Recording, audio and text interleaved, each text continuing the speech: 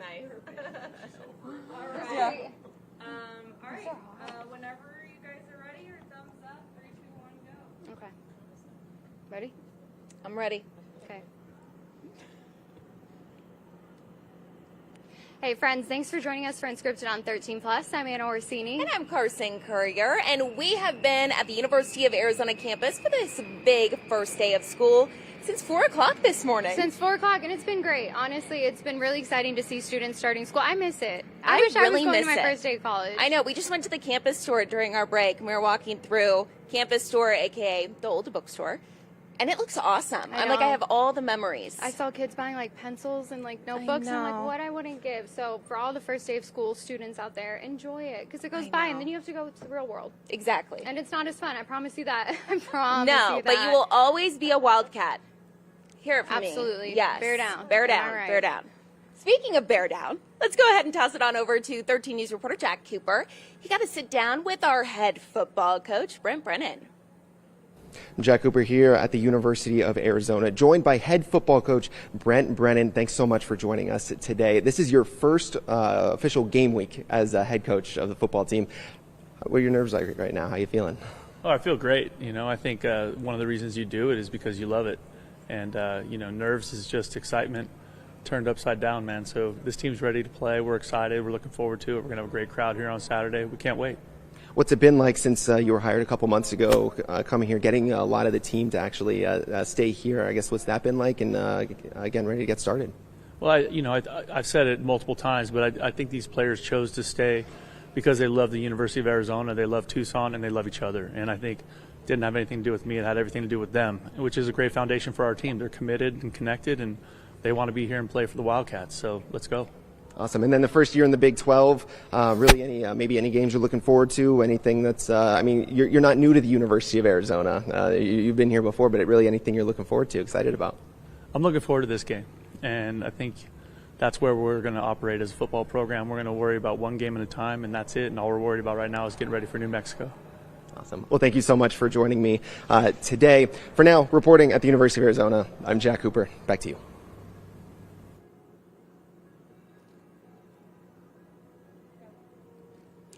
And speaking of new students here, we want to go ahead and introduce Casey Urquidez. Now, you're the Vice President of Enrollment Management and you're the Dean of Undergraduate Admissions. So, welcome.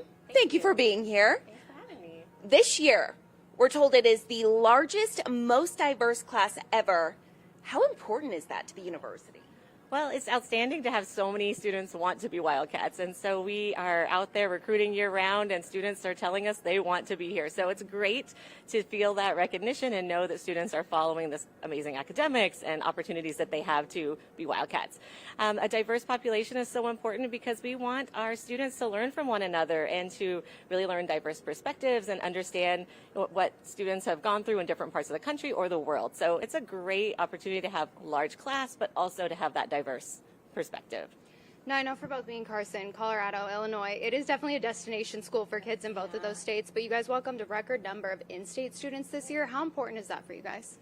Well, of course, we love our out-of-state students and our international students, but our in-state students are so precious to us because we are the state's land grant, we are the flagship, and we want our residents to come to the University of Arizona and to be Wildcats. And so each year we've been growing in the number of residents who have selected to stay in state, stay at the University of Arizona, and this year is the top. This will be the largest resident class we've ever had as well. So we're just thrilled to have them stay with us and be a Wildcat for life.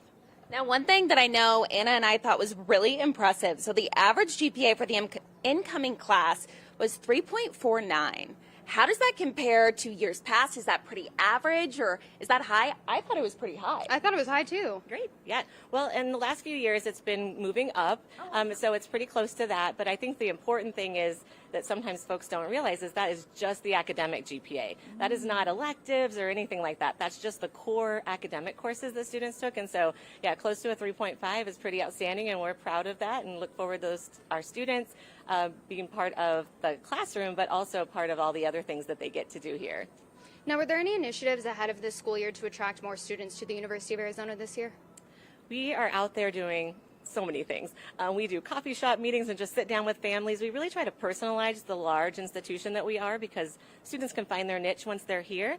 So we did a lot of that. But the other thing that we did is road trips. So we did programs throughout the state, and students literally were bussed in for the day so that they could learn about what being a Wildcat is really all about. And so I think that really helped to tip the scales a little bit, where students said, oh, I can see myself on this campus and I want to be here.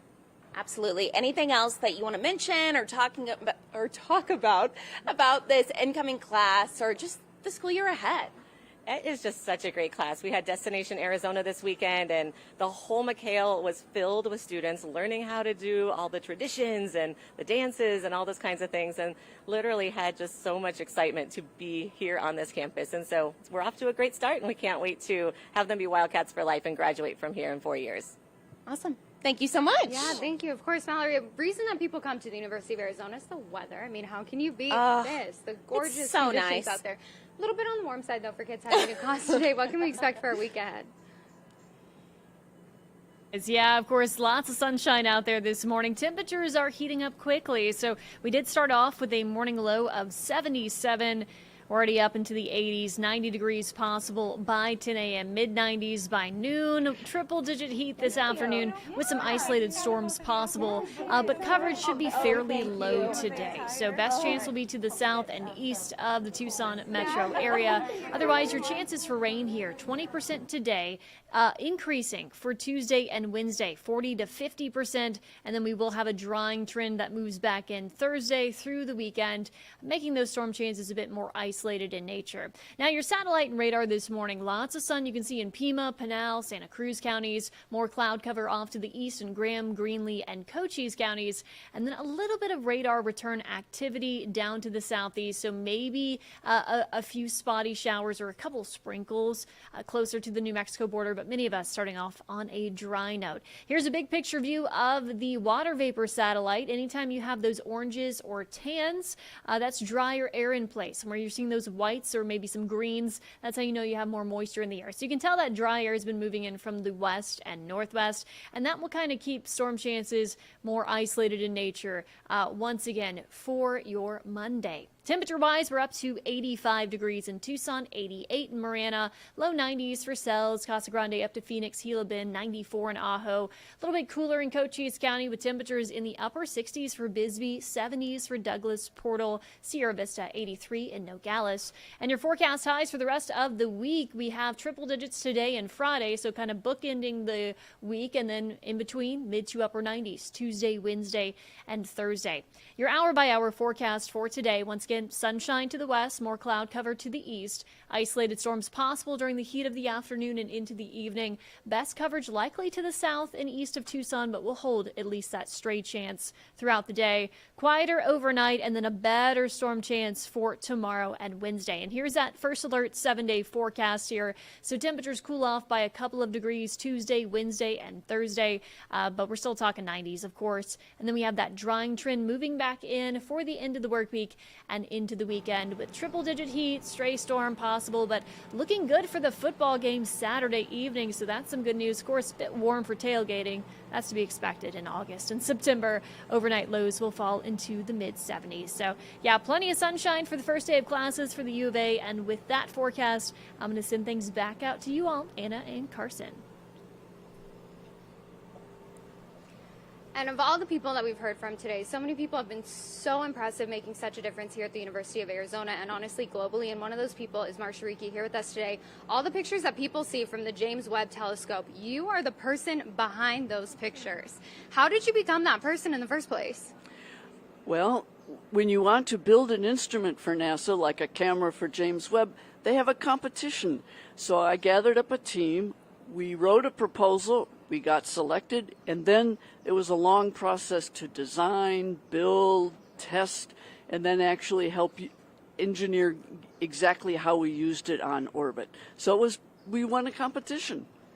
Wow, that's awesome. Now, one thing that we noticed when we were kind of going through your long and very impressive bio was that you came to the University of Arizona in 1976. We know you've been here ever since. What made you want to stay, or just stay in general in Tucson? Several things made me want to stay here. First and foremost is that this is a wonderful place to do astronomy from the ground because we have a dry climate and high mountaintops. And University of Arizona is very well known for doing astronomy.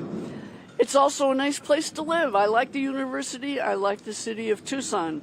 And we eventually moved from doing ground-based astronomy on telescopes like the Multiple Mirror Telescope or the telescopes on Mount Graham and so on. And we got enough experience that we could successfully propose in these competitions for space instruments. Now, when we talk about things like OSIRIS-REx, OSIRIS-APEX, CATSAT, I think that the future looks very bright here for astronomy, for space exploration here at the University of Arizona. How does that make you feel? That makes me feel really happy, but I'm also slightly nervous right now. Yeah? Because we have developed a really good set of, a good team, lots of faculty and technical support staff. But with these budget issues right now, I'm slightly nervous that some people may decide the future's a little too murky. So I hope as we go through the restructuring to solve the financial problems, we remember how we got to where we are in terms of being so prominent in space science. Is there anything else just about we know James Webb Telescope, your pictures, we were just talking about how beautiful they are, how incredible they are. Anything else that you're maybe working on or something that you just want to talk about? Well, let me just say that I've had a wonderful team of young researchers that have supported this.